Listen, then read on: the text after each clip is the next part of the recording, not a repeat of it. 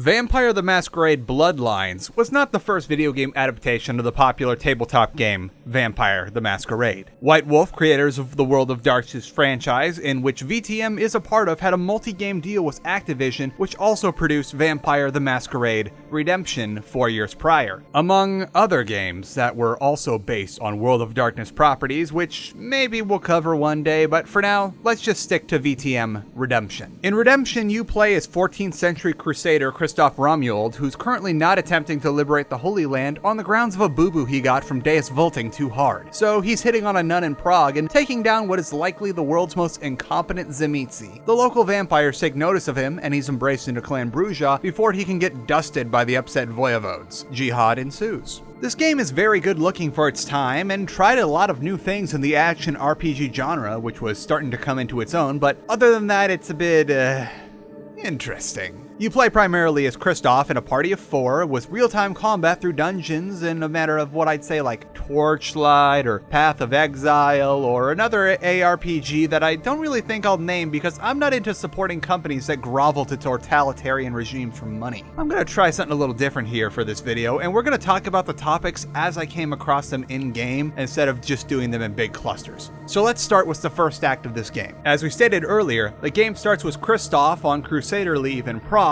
where he learns that things get a little weird at night and the people are spooked. He decides that despite being pretty wrecked, he's gonna go deal with it himself because literally no one else in Prague can be bothered to look into this. Your first foray into the combat in this game is killing some poorly crafted Schlatscha in the convent, and then you go into a silver mine to find their source. Since you have no real powers as a mortal, this game boils down to hold left click until everything is dead, and occasionally right click to charge potions. At this point in the game, your toughest enemy is the camera controls, which don't want to have you be able to look above you for some reason or see anything above 7 feet in the air. I think this might also be an issue with this game was originally meant for 4:3, but modern day patches allow it to be played in 16:9 ratios like this in 1080p, and I think instead of like widening out the whole field of view, they just chop off the top for some reason. Something you're going to notice early on, especially in the Middle Ages, is that people in this game don't like to talk in sentences. They prefer paragraphs, or if you're unlucky, walls of text. The language in this game is what a few of my English professors over the years have called flowery, which after a bit of Googling is also known as purple prose or ornate language. It's the practice of using an entire paragraph to get a single thought across and using as many words as possible. Think writing to reach a word count and you've got the idea. Nearly all the dialogue in this game reads like how someone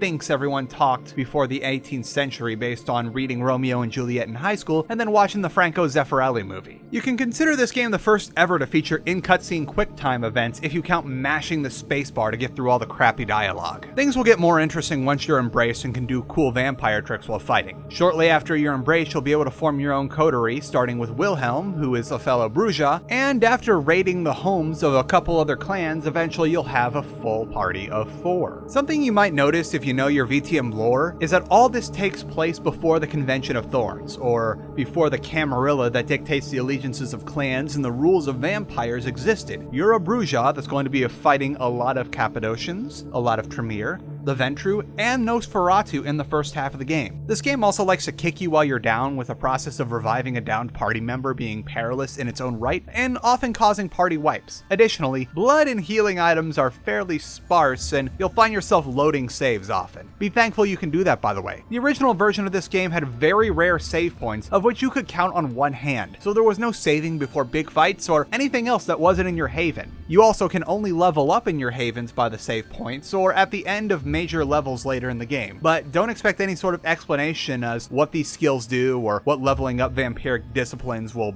do to these disciplines. The most you're going to get is learning about what each stat does through item and spell requirements. It also doesn't really tell you about leveling up, and in the first dungeon that you play as a kindred, I had to go back 2/3 of the way through because I realized, oh, I was supposed to level up in my haven before starting this. So then I came back with a lot more experience that was actually applied to my character and wiped the floor. You're going to notice early on that it's really easy to get lost too, or forget what you're supposed to be doing because the game map leaves a whole lot to be desired and is really vague to where you are.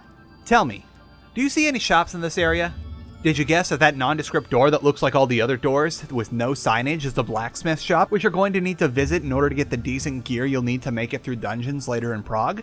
I didn't think so. The in-game map also won't tell you about areas, including shops and dungeons, until you've actually been to them. So you can go the entire game accidentally missing certain shops in certain areas if you're unlucky. And there's a similar problem with quests. The quest log is very vague and only gives you a general idea of your objective and not much else. If you forget an important bit of information told to you in conversation regarding a quest and you take a break for a while and come back, you're gonna have to make a visit to GameFAQs because this game will not tell you like what you need to do next. Something you'll notice towards the end of the first half of the game is that once you have a full party, the friendly AI is as dumb as a sack of hammers. You'll get little bits of this here and there with AI characters not really knowing what to do with themselves during certain moments, or how they'll get in your way and only move out of the way a couple steps at a time, or how sometimes they don't really know what to do with themselves and they'll just stand around in the middle of the fight, despite what you've told them to do as far as party stances. And then there's how they'll only use 1 or 2 disciplines despite certain other disciplines being much more appropriate for the situation. And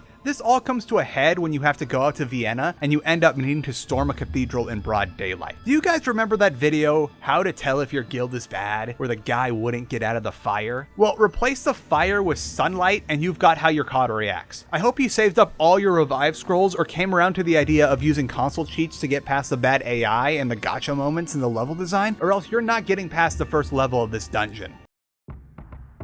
After taking a tumble in the process of storming a Tzimisce's castle, Christof goes into a state of torpor and wakes up in 1999, where he's being shipped right into the heart of the Society of Leopold's headquarters and is forced to murder his way out. This is the start of when enemies are going to rely less and less on being able to outright take you down, and more so on abilities that stun lock you until half a dozen of them are able to chip away at your health pool, or until you enter torpor out of boredom. When the Society of Leopold stakes you, it's kind of fair because you can buy equipment that will prevent you from being stunned by a stake through the heart, and it isn't a confirmed hit every time. But enemies will start beginning to favor disciplines that stun lock you, like whatever it is that like hypnotizes a player, or they'll dogpile frenzy spells on you, which will stack for some reason, and you're often going to lose 2 or more party members because one ends up munching on the other. The next thing you'll notice about Modern Knights is that everyone has guns except for you. But don't worry, you'll be able to do something about that in a sec. Too bad everyone except for you and your coterie get infinite ammo.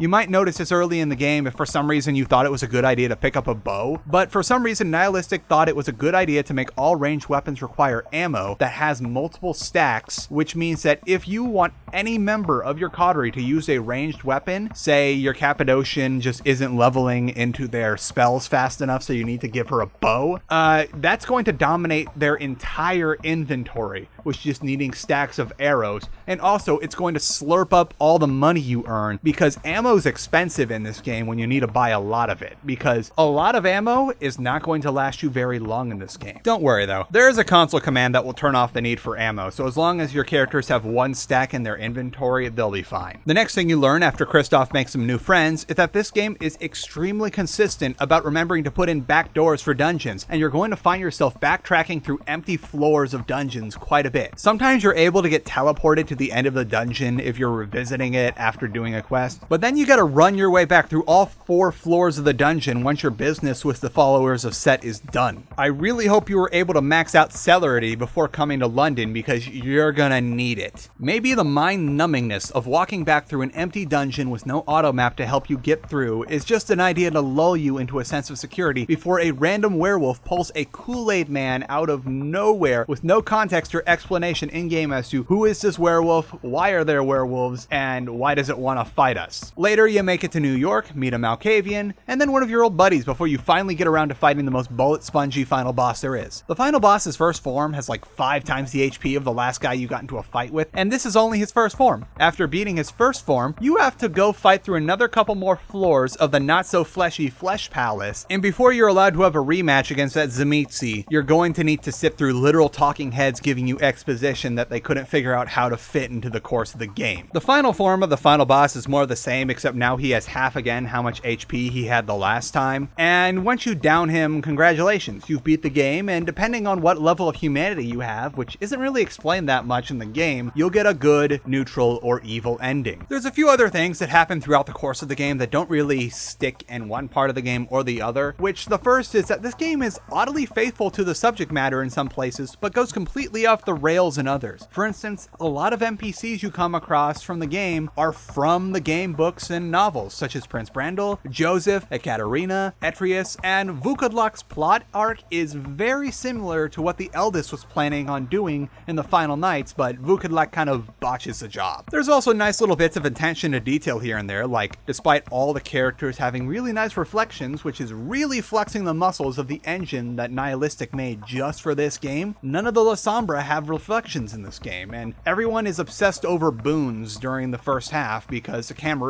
isn't really a thing yet. Nihilistic did their homework. There are things, however, that get completely ignored for the sake of just being a better video game, particularly the Masquerade. You can do any sort of discipline in public with no repercussions, and most kindred aren't too concerned about the secrecy of vampirism, with some exceptions. Another little thing I liked about this game is it's not Camarilla versus the Anarch movement, which is what we see in a lot of Vampire the Masquerade related media. The Bloodlines game is about that, the future games seem to be centered around Camarilla versus Anarchs, so it's kinda nice to see the Sabbat being more than mustache swirling baddies, seeing some clan infighting, and reference to other things like vampires who are not wholly aligned with their clan. Lastly, while I couldn't really experience it since the servers are long dead, this game has a full-blown multiplayer where you can roll a unique character and group up with others to do an entirely different set of scenarios than the main story, and I think there were even a couple roleplay maps. I couldn't really get into these too much though because the online mode is dead and no one's around me in LAN mode, so I don't exactly have a coterie ready to go. You can still try soloing these little maps with cheats, and it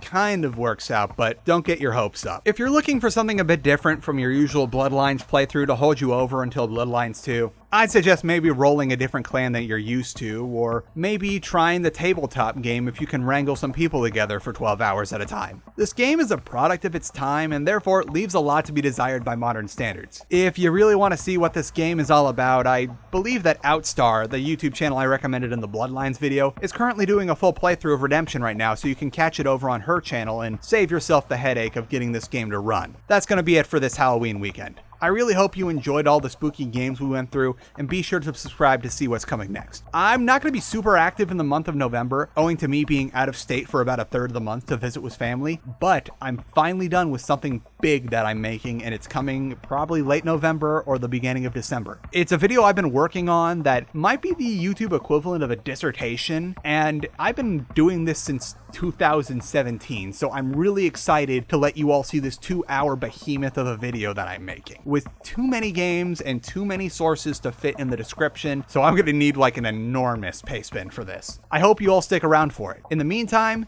enjoy the cat video. What's up, floor boy? What, you not feeling sitting in your tree today?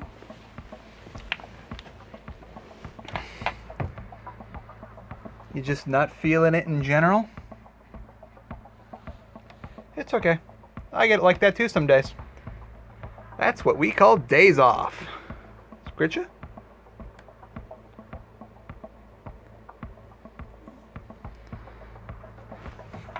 You not feeling scritches? What about pets? Oh, you're always feeling attacking my hand.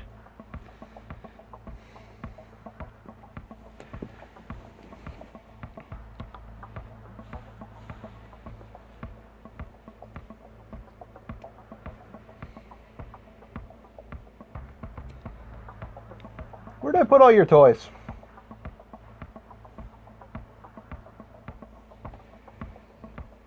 Oh, look at that fluff.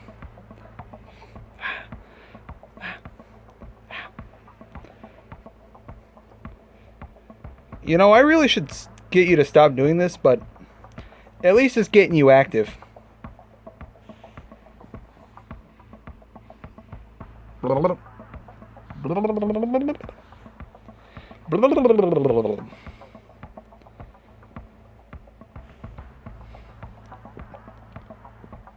Okay, fine, I'll feed you.